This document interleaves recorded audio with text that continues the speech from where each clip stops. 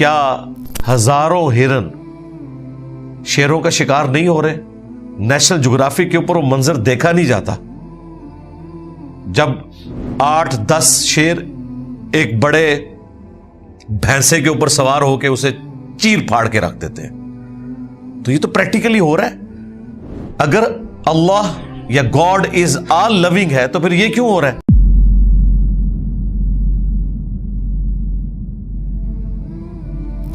یہ جو 2 آیات آ رہی ہیں یہ بہت کرٹیکل آیات ہیں. اللہ تعالی کی ذات اور صفات کے اعتبار سے جو پبلک میں ایک مسکنسیپشن پائی جاتی ہے. اس آیت کا درد وہ شخص فیل کر سکتا ہے جسے اس معاشرے سے اللہ تعالیٰ کا جو تعارف کروایا گیا وہ بالکل ڈیفرنٹ ہے، اور جو قرآن اللہ کا تعارف کروا رہا ہے وہ بالکل ڈیفرنٹ ہے. نبئ عبادی انی انا الغفور الرحیم. اے میرے محبوب صلی اللہ علیہ وآلہ وسلم میرے بندوں کو یہ خبر دے دو کہ بے شک میں بہت بخشنے والا مہربان ہوں.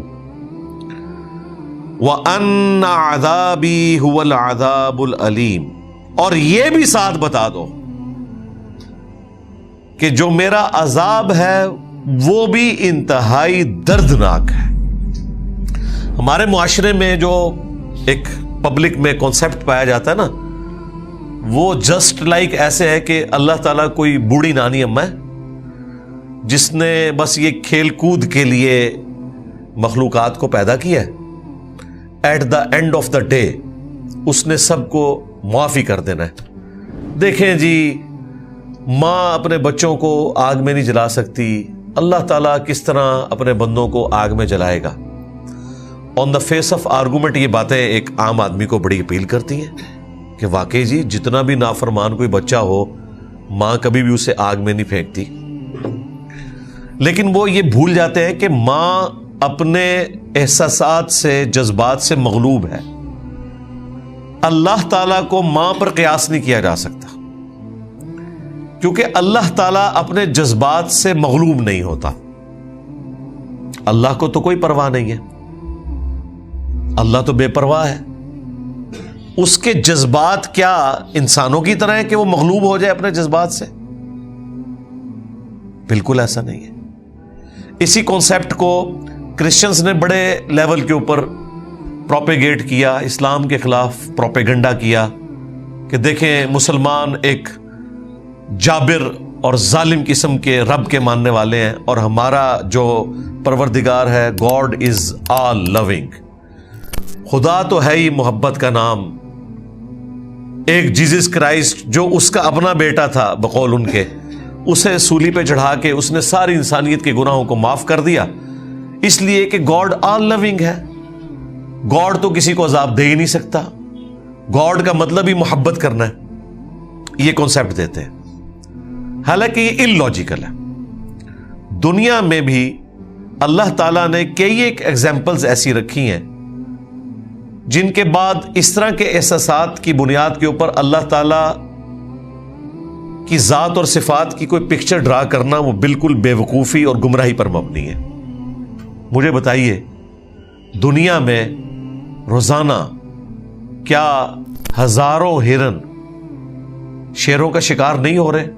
نیشنل جغرافی کے اوپر وہ منظر دیکھا نہیں جاتا جب 8-10 شیر ایک بڑے بھینسے کے اوپر سوار ہو کے اسے چیر پھاڑ کے رکھ دیتے ہیں.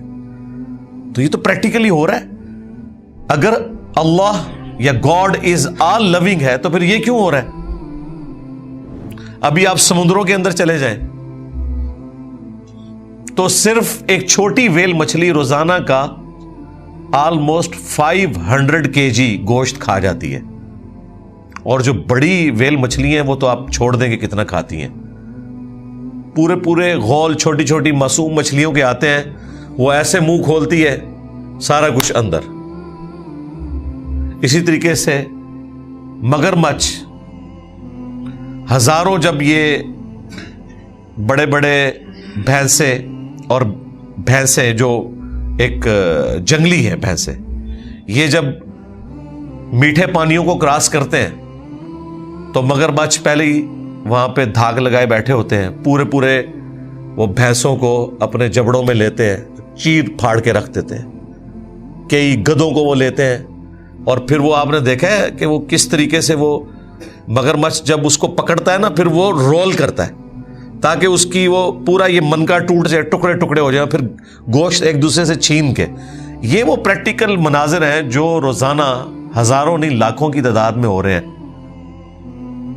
جبکہ دوسری طرف انہی جانوروں میں اللہ تعالیٰ نے اپنی اولاد کی محبت رکھی ہوئی ہے۔ چھوٹے چھوٹے جانوروں کے بچے ہیں، کئی بار مائیں قربانی دے دیتی ہیں، اپنے بچوں کو شکاری سے بچاتی ہیں، خواہ وہ شیر کی شکل میں ہو، انسان کی شکل میں ہو۔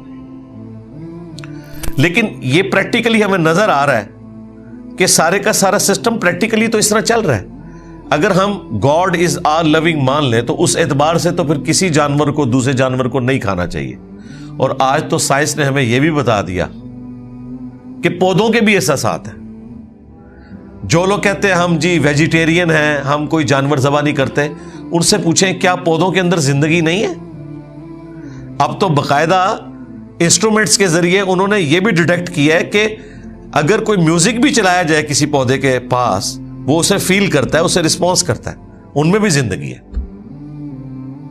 اور پھر اس سے بھی بڑھ کر انسانوں میں کیا روزانہ ہزاروں ایسی مائیں پریگنینسی کی تکلیف میں یا کسی اور لا علاج بیماری سے نہیں مر رہی، جن کے 3-3 4-4 چھوٹے چھوٹے بچے ہیں، اور ان کے مرنے کے بعد ان بچوں کے ساتھ کیا ہوتا ہے؟ رشتہ دار ان کو جائیداد کی طرح بانٹ لیتے ہیں کہ بڑے والا بچہ پھوپھی لے لے، اسے چھوٹے والا خالہ کو دے دو، ایک بچی اس کے حوالے کر دو۔ یہ ہمارے معاشرے میں ہوتا ہے، کیونکہ اگر مرد نے دوسری شادی کرنی ہے تو دوسری عورت اس طریقے سے ایکسیپٹنس نہیں دیتی، یا اگر دے بھی تو سوتیلی ماں اس طرح کا ظلم کرتی ہے کہ وہ بچپن سے ہی مینٹل ماڈل ہی بچوں کے بدل جاتے ہیں۔ وہ جب بڑے ہوتے ہیں تو وہ اس طریقے سے ریئیکٹ کرتے ہیں کہ انسان کہتا ہے کہ یار اس کی تربیت کہاں ہوئی ہوئی ہے۔ تو کیا دنیا میں وہ اللہ جو اپنی مخلوق سے محبت کرتا ہے، ہزاروں ماؤں کو جن کے چھوٹے چھوٹے بچے ہیں موت نہیں دے رہا؟ اگر گاڈ از آل لونگ ہے، ہم تو کبھی اپنے دشمن کے لیے بھی یہ تصور نہ کریں کہ اس کے چھوٹے چھوٹے بچے ہوں اور ان کی ماں مر جائے، لیکن اللہ تعالیٰ تو یہ سب کچھ کر رہا ہے۔ اس کا مطلب ہے کہ یہ کانسیپٹ ہی بیسیکلی غلط ہے۔ گاڈ از آل لونگ، اللہ تعالیٰ اپنے معاملات میں بالکل اسٹریٹ فارورڈ ہے۔ اللہ اس سے محبت کرتا ہے، اس کی عزت افزائی کرتا ہے۔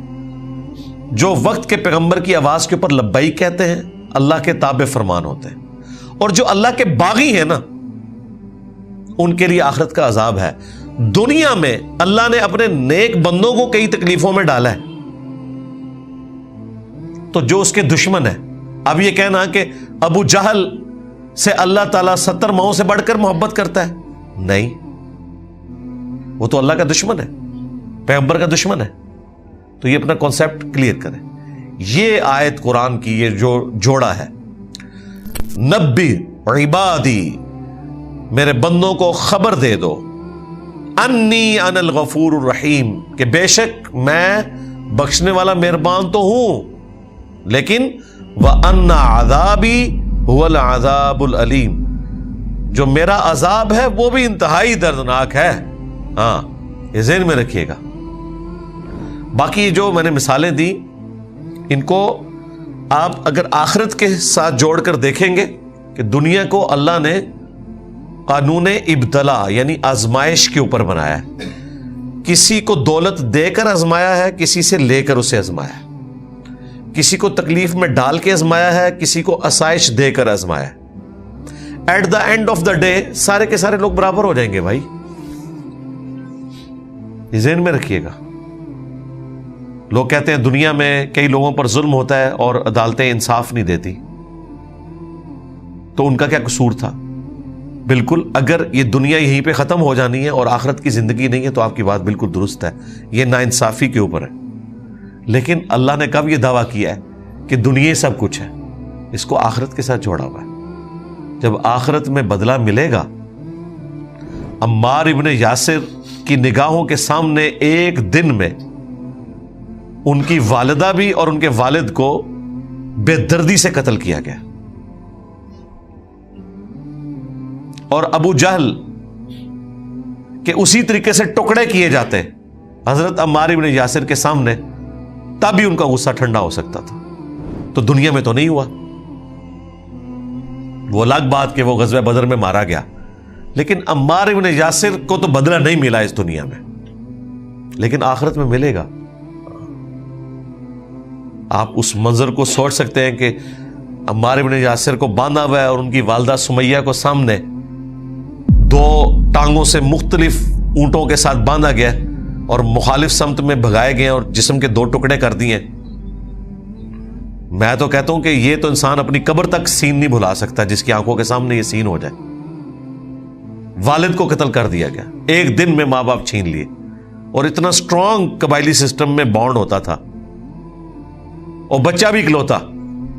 اسلام کے پہلے شہداء ہیں حضرت عمار کے والدین، حضرت یاسر اور سیدہ سمیہ رضی اللہ عنہما وعلیہم السلام۔ لیکن آخرت میں بدلہ ملے گا۔ دنیا کی کوئی عدالت ہٹلر کو 60 لاکھ یہودیوں کے قتل کے بدلے میں 60 لاکھ دفعہ، یا چلیں کوئی کہتے ہیں جی 6 لاکھ ہے، جی 6 لاکھ بھی مان لیں، کوئی چھوٹا فگر نہیں ہے، ہولوکاسٹ میں دوسری جنگ عظیم کے اندر 6 لاکھ دفعہ پھانسی نہیں دے سکتی دنیا کی کوئی عدالت۔ لیکن اللہ تعالیٰ اس بات پر قادر ہے کہ قیامت کے دن ہر اس مظلوم یہودی کے بدلے میں جس کو ہٹلر نے قتل کیا، 6 لاکھ دفعہ ہٹلر کو زندہ کیا جائے اور اس موت کی تکلیف سے گزارا جائے۔ تو آخرت کے ساتھ جوڑیں گے تو یہ پرفیکٹ نظام ہے۔ اسی طریقے سے اللہ تعالیٰ کا یہ تعارف کروانا کہ اللہ تعالیٰ صرف رحمت ہی رحمت ہے، نہیں، وہ غضب بھی فرماتا ہے۔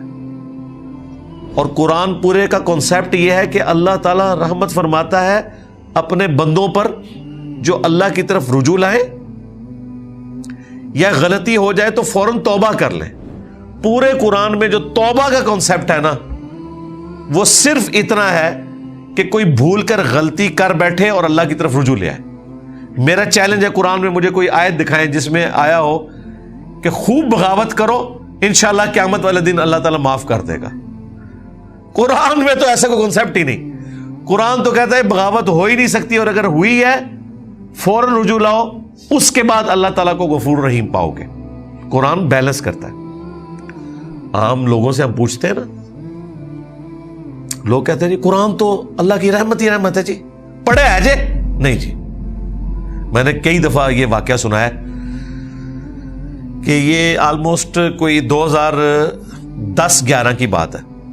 ہمارے محلے میں ایک مدرسہ اہل حدیث کا، وہاں ایک آنٹی ہیں جو ڈاکٹر فرحت ہاشمی کی کلاس فیلو ہیں، تو وہ ہر سال دورہ قرآن رمضان میں کرواتی ہیں۔ تو میں نے اپنی وائف کو کہا کہ بچوں کو میں دیکھوں گا، چھوٹے چھوٹے بچے تھے، تم یہ کلاس صبح 8-9 سے لے کے کوئی 1 بجے تک ہوتی تھی، روزانہ 1 پارہ، تم ایک دفعہ قرآن اس ماحول میں کور کرو۔ گھر بیٹھ کے بھلا انسان نیت کرے میں روزانہ اتنا پڑھوں گا، نہیں، پورے ڈیکورم میں جب آپ سامنے بیٹھتے ہیں، ترجمہ ہو رہا ہوتا ہے، پھر ایک ٹیچر آپ کو بریف کر رہی ہوتی ہے، پھر کلاس کا ایک ڈیکورم ہوتا ہے۔ تو اس نے جب قرآن پڑھ لیا سارے کا سارا الحمدللہ، تو میں نے اس سے جو پہلا سوال پوچھا وہ یہ تھا کہ بتاؤ تم نے اس سے کیا گین کیا؟ تو اس نے ایک جملے میں، جسے کہتے ہیں سمندر کوزے میں بند کرنا، اس نے کہا کہ جس خدا کا تعارف مجھے اس معاشرے نے کروایا تھا اور میرے ماں باپ نے کروایا تھا وہ کوئی اور خدا تھا، اور جو قرآن کے اندر خدا بول رہا ہے وہ کوئی اور ہے۔ میں نے کہا کیا مطلب؟ اس نے کہا اللہ تعالیٰ تو بہت سخت ہے، ہمیں تو بتایا گیا تھا اللہ تعالیٰ رحمت ہی رحمت ہے۔ قرآن تو یہ بتا رہا ہے کہ اللہ رحمت اس کے لیے جو باغی نہ ہو، یا اگر بغاوت کر بیٹھے تو فوراً رجوع لائے تو اللہ اسے معاف کر دے گا۔ قرآن میں یہ کہیں نہیں ہے کہ کم چک کے رکھو اللہ تعالیٰ معاف کر دے گا۔ توبہ کی جتنی آیات ہیں، میں نے توبہ کے اوپر کئی ایک ویڈیوز ریکارڈ کروائی ہیں، ان میں کراس ریفرنس کے طور پہ میں نے کافی آیات کور کی، سورۃ النساء میں بھی، سورۃ النحل کے اندر بھی۔ سورۃ النحل کہ اینڈ پہ جا کے یہ آیت آتی ہے جس میں اللہ تعالیٰ نے کانسیپٹ کلیئر کر دیا ہے، پارہ نمبر 14 کے اینڈ پہ جا کے آیت نمبر ہے 119۔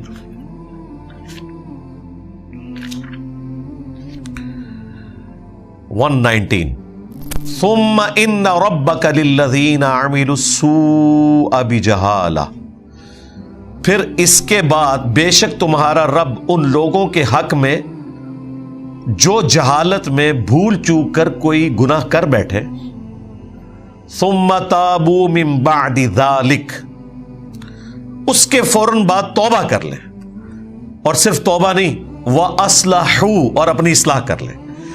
پاکستان، انڈیا، بنگلہ دیش میں توبہ یہ ہے کہ ٹھیک ہے توبہ کرو پھر کام چک کے رکھو، اصلاح کی ضرورت ہی نہیں، توبہ کی تسبیح پھیر لو 100 دفعہ۔ اللہ تعالیٰ ہمارا ہے کہ توبہ کر لیں، اس کے بعد اپنی اصلاح کریں۔ ان ربک، بے شک تیرا رب، من بعدها لغفور الرحیم، یہ سب کچھ کرنے کے بعد اس شخص کے حق میں غفور الرحیم ہے کہ جو جہالت میں کبھی گناہ کر بیٹھے فوراً توبہ کرے اور اپنی اصلاح کر لے۔ دنیا میں بھی ایسا ہی ہوتا ہے۔ مجھے بتائیں، جس کا ٹریفک سگنل کے اوپر اوور سپیڈنگ کے اوپر 1500 یا 2000 روپے کا جرمانہ ہو جائے تو کیا اس کے بعد پھر وہ سپیڈ لگاتا ہے؟ نہیں، وہ توبہ تو کرتا ہے، جرمانہ بھی دیتا ہے اور اپنی اصلاح بھی کرتا ہے، کیونکہ اسے پتہ چل جاتا ہے کہ بھائی یہ تو مجھے اور دینے پڑ جائیں گے۔ جس شخص کا ایک دفعہ گرم استری سے ہاتھ جل جائے نا، وہ ٹھنڈی استری کو بھی ڈائریکٹ ہاتھ نہیں لگاتا جب تک انشور نہ کر لے۔ یہ ہے اصلاح کرنا۔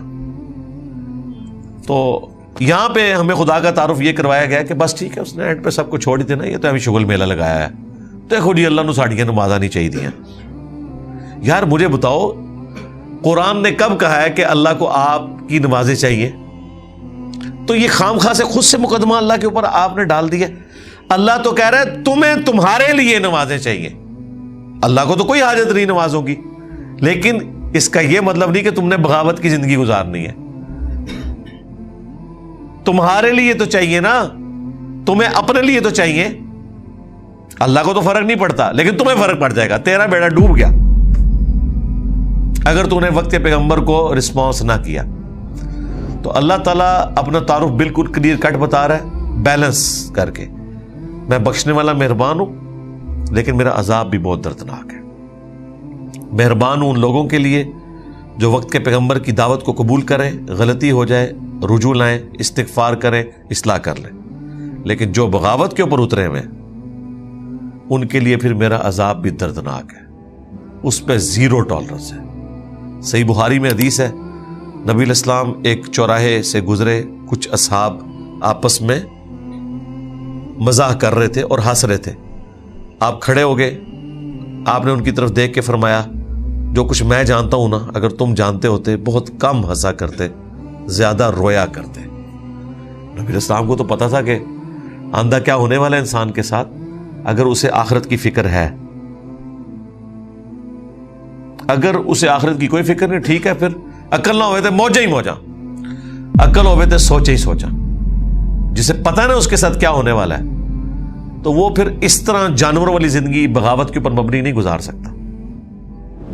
مجھے بتائیں، دنیا میں کسی کسان کو لاکھ کوئی ایک تسلی دے کہ بھائی اللہ کی نعمت بہت بڑی ہے، تمہیں نہ تو ہل چلانے کی ضرورت ہے زمین میں، نہ کوئی دانہ ڈالنے کی ضرورت ہے، نہ کھاد ڈالنے کی ضرورت ہے، اللہ روزی دینے والا ہے، اپنی زمین کو اللہ کے آسرے پہ چھوڑ دو، خود بخود بارش ہوگی، اس میں سے گندم نکلے گی، گندم پھر پک جائے گی تو پھر اسے کاٹ لینا، تمہارے سال کے دانے پورے ہو جائیں گے۔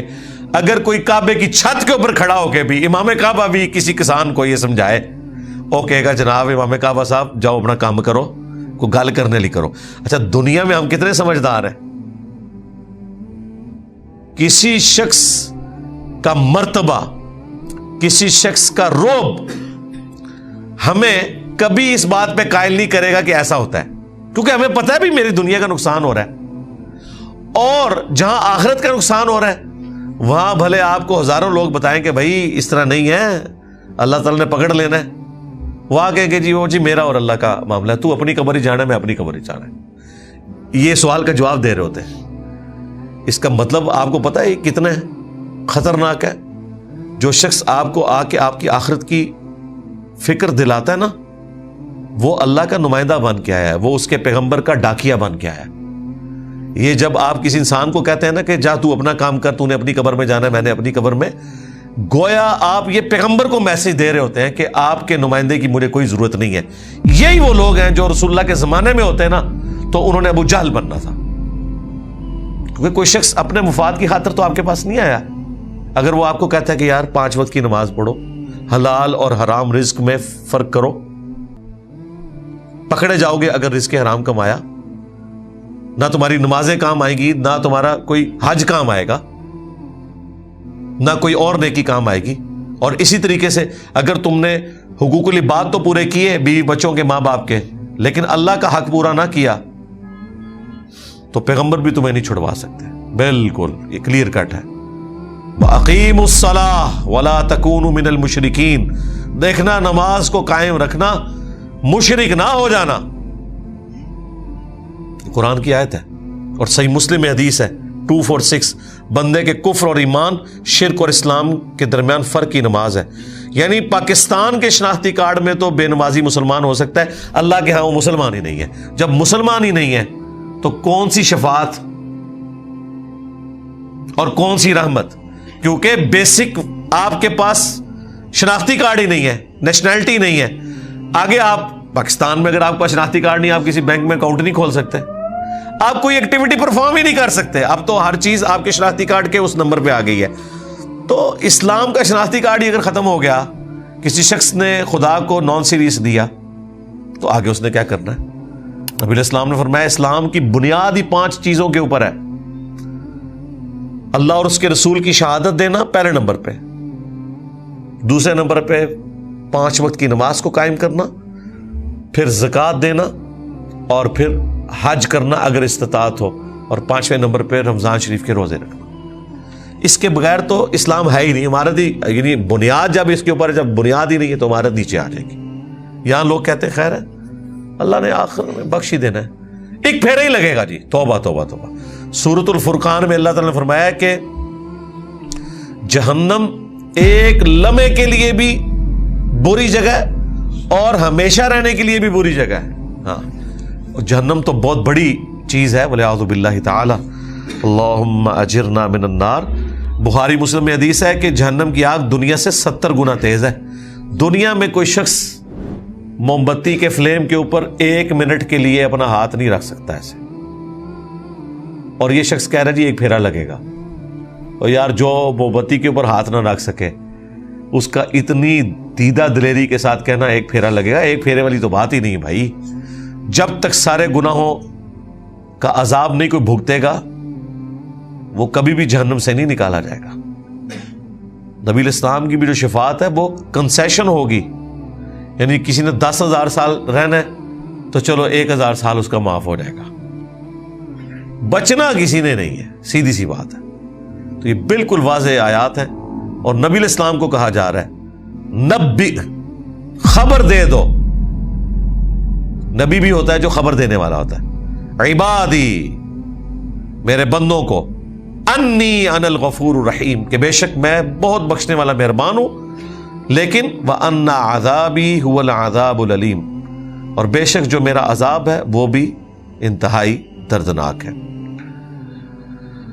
اللہم انا نعوذ بک من عذاب جہنم ومن عذاب القبر ومن فتنة المحیا والممات ومن شر فتنة المسیح الدجال. یہ چونکہ آیت بہت کریٹیکل تھی, اس طرح کی جہاں جہاں آیات کریٹیکل قرآن میں آئی ہیں نا, میں ان کے اوپر تفصیلاً گفتگو کرتا ہوں تاکہ اس کو آپ آسانی سے یوں گزار نہ دیں. ویسے تو قرآن پورے کا پورا ہی امپورٹنٹ ہے, لیکن اس میں بھی 6,500 آیات میں سے چند درجن آیات ایسی ہیں جو اپنے اندر وہ مضمون سموئے ہوئے ہیں کہ جو اسٹیبلش دین ہے اس سے بالکل مختلف ہے, جس کو ہم نے دین بنایا ہوا ہے. اللہ تعالیٰ اپنے معاملات میں بالکل سخت ہے.